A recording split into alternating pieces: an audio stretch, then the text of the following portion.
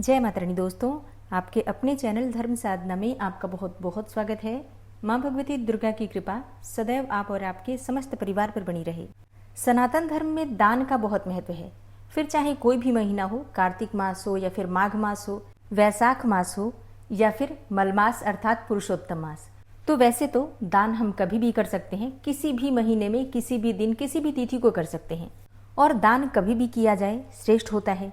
लेकिन जब विशेष तिथियां होती हैं या फिर विशेष कोई महीना होता है तब हम दान करते हैं तो उसका फल हमें कई गुना होकर प्राप्त होता है। और इसीलिए शास्त्रों में कहा गया है कि जब भी कोई विशेष तिथि हो, विशेष मास हो तो स्नान दान अवश्य करना चाहिए। अब जैसे कि अभी पुरुषोत्तम मास चल रहा है, मतलब अब थोड़े ही दिन बचे हुए हैं पुरुषोत्तम मास के, और बहुत से भक्त हैं जो कि प्रतिदिन स्नान करते हैं, दान देते हैं। बहुत से भक्त हैं जो कि व्रत धारण कर रहे हैं। लेकिन कई भक्त ऐसे भी हैं जो पुरुषोत्तम मास का स्नान दान इत्यादि नहीं कर पाते हैं किसी भी कारणवश। तो उनके लिए आवश्यक है, जैसे अब जितने भी दिन बचे हुए हैं इसमें आप लोग ब्रह्म मुहूर्त में उठकर स्नान कीजिए, दान दीजिए, भगवान श्री हरि विष्णु की पूजा कीजिए, कथा सुनिए। इससे आपको जो बचे हुए दिन हैं इसमें आपको पुण्य फल प्राप्त हो जाएंगे। तो दोस्तों, आज की वीडियो में मैं आपसे बात करने वाली हूँ कि पुरुषोत्तम मास में कौन सा दान हमें जरूर करना चाहिए, मतलब कौन सी ऐसी 5 वस्तुएं हैं जिनका दान करना आवश्यक है। इन वस्तुओं के दान से आपके जीवन में सुख समृद्धि आती है, पापों का नाश होता है और आने वाला जीवन सुखमय होता है। तो पुण्य संचित करने का जो ये शुभ महीना है पुरुषोत्तम मास, इसके जो बचे हुए दिन हैं इनमें आपको इन चीज़ों का दान जरूर करना है। तो वीडियो को पूरा ज़रूर देखिए और अगर वीडियो अच्छी लगे तो इसे लाइक भी ज़रूर कीजिए, क्योंकि आपके लाइक्स, आपके कमेंट्स मेरे लिए बहुत महत्वपूर्ण होते हैं। ये एकमात्र जरिया है जिनसे मुझे पता चलता है कि आपको ये वीडियो अच्छी लगती है और आपके लिए ये वीडियो उपयोगी है। तो अगर वीडियो अच्छी लगे तो लाइक तो ज़रूर ही किया कीजिए। पद्म पुराण में और पुरुषोत्तम मास के महात्म्य में उल्लेख है कि अधिक मास में अगर हम छोटा सा भी दान करते हैं, लेकिन श्रद्धा पूर्वक दान करते हैं, बिना अहंकार के दान करते हैं, बिना किसी को बताए दान करते हैं, तो उसका फल स्वर्ण दान के बराबर होता है। चाहे वस्तु कितनी भी छोटी हो, अगर हम श्रद्धा पूर्वक दान करते हैं, अपनी सामर्थ्य के अनुसार दान करते हैं, तो उसका फल बहुत अधिक प्राप्त होता है। तो पुरुषोत्तम मास के दान में जो पहली चीज है वो है मालपुए, या यूं कह लीजिए गुड़ के पुए। गुड़ के गुलगुले भी हो सकते हैं। अब जैसे अभी तो चीनी के मालपुए बनते हैं, बहुत सारी सुविधाएं उपलब्ध हैं, लेकिन पहले के समय में इतना कुछ नहीं होता था। घर में गेहूं होता था जिसका आटा बन जाता था, सभी के घरों में गाय होती थी तो शुद्ध घी मिल जाता था, और घर का ही गुड़ होता था क्योंकि सभी लोग खेती करते थे तो घर के गन्ने से ही गुड़ बन जाता था। तो पूरी शुद्धता के साथ गुड़ और गेहूं मिलाकर घी में तलकर मालपुए बन जाते थे। इसे ब्राह्मणों को दान कर दीजिए, बस इतनी सी चीज है और इसका जो पुण्य फल है अनंत गुना होकर प्राप्त होता है। कहते हैं मालपुए दान करने से ब्रह्मांड दान करने का पुण्य फल प्राप्त हो जाता है, मतलब पूरी पृथ्वी आपने दान कर दी अगर आप मालपुए का दान करते हैं तो आटा और गुड़ मिलाकर घी में तलकर आप पुए बना लीजिए और इसे ब्राह्मणों को दान कीजिए। दान कैसे करें कि संपूर्ण फल प्राप्त हो? तो जैसे मैंने आपको पहले भी बताया है वीडियो में, एक पात्र में रखकर आप इसे दान कीजिए, मतलब खाली ऐसे मत दीजिए। अभी जैसे आप लोग पुरुषोत्तम मास का महात्म्य सुन रहे हैं तो आगे आप लोग सुनेंगे, संपुट बनाकर दान करते हैं। मालपुए का जो दान किया जाता है एक कांसे के पात्र में रखना है, कांसे के पात्र के ढक्कन से ही उसको ढकना है और इसे फिर दक्षिणा के साथ किसी ब्राह्मण को दान करना है। ठीक है, ब्राह्मण ना मिले तो ऐसे में किसी भी जरूरतमंद को दान कर सकते हैं। ध्यान रखिएगा, जरूरतमंद भी वही होना चाहिए जो कि सत्पात्र हो, मतलब ऐसे ही किसी को गरीब देखकर नहीं देना है। किसी भी ऐसे व्यक्ति को दान कीजिए, किसी भी ऐसे जरूरतमंद को, गरीब को दान कीजिए जो कि उत्तम लक्षणों वाला हो, जिनके घर में मांस मदिरा का सेवन न होता हो। मतलब देखिए, व्यक्ति धन से गरीब हो आप उसे दान कर सकते हैं, जो आचरण से गरीब हो ऐसे व्यक्ति को दान करने का लाभ नहीं बल्कि हानि होती है। तो सत्पात्र व्यक्ति को दान कीजिए। अब जैसे प्रश्न आते हैं आपके कि क्या हम मालपुए सूजी से बना सकते हैं या मैदा से बना सकते हैं या हम चीनी से बना सकते हैं? तो जी हाँ, बिल्कुल बना सकते हैं। आप लोग सूजी, मैदा या फिर चीनी कोई भी चीज़ प्रयोग कर सकते हैं। अब बात आती है कि हम घी नहीं प्रयोग करना चाहते हैं, मतलब सामर्थ्य नहीं है घी की, तो क्या हम रिफाइंड तेल में तल सकते हैं?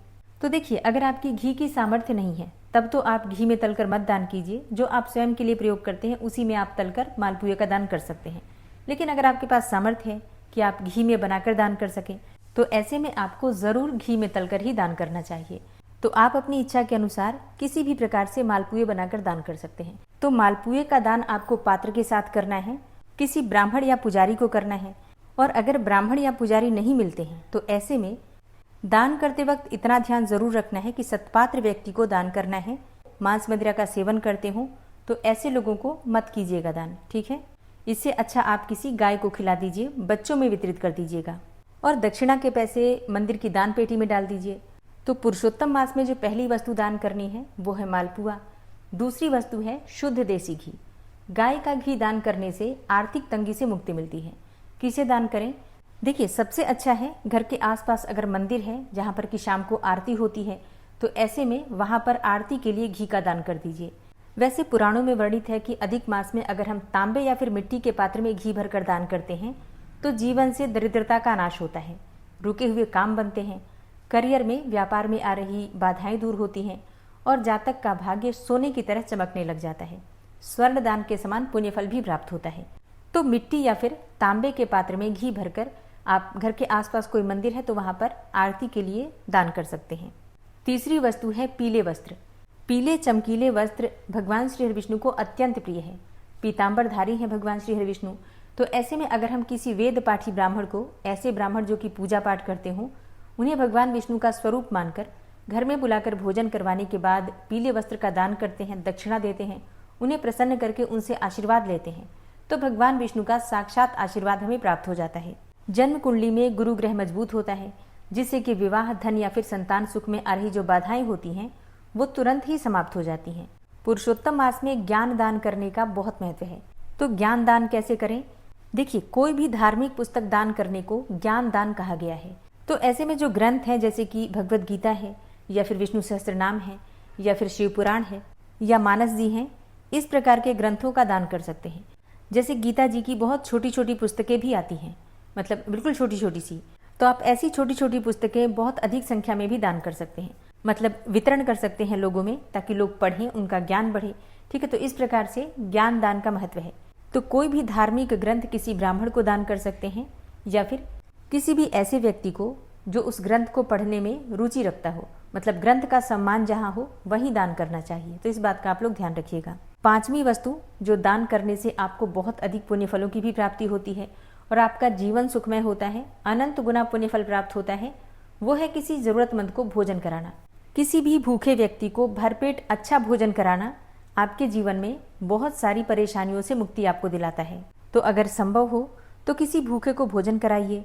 इसके अलावा किसी भी व्यक्ति को आप मौसमी फलों का दान कर सकते हैं जैसे कि आम, केला इत्यादि, या खरबूज, तरबूज, मतलब अभी जो भी फल उपलब्ध है मार्केट में आप उनका दान कर सकते हैं किसी भी ज़रूरतमंद को।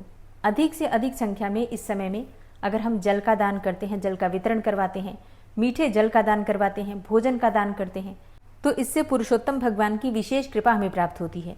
और 3 वर्ष के बाद पुरुषोत्तम मास आता है तो ये समय बहुत श्रेष्ठ है पुण्य संचित करने के लिए और जन्म जन्मांतर के पापों से मुक्ति पाने के लिए। तो जो बचे हुए दिन है पुरुषोत्तम मास के, इन दिनों में अपनी इच्छा के अनुसार, सामर्थ्य के अनुसार कुछ न कुछ दान अवश्य कीजिए। वैसे मैंने जो चीज़ें बताई हैं आपको, कोई भी चीज़ बहुत महंगी नहीं है और इसमें से भी आप अपनी इच्छा के अनुसार, सामर्थ्य के अनुसार कम ज़्यादा करके दान कर सकते हैं, ठीक है। तो जैसा शास्त्रों में कहा गया है कि अपनी सामर्थ्य के अनुसार अगर हम छोटा सा भी कुछ दान करते हैं तो उसका फल हमें बहुत अधिक प्राप्त होता है।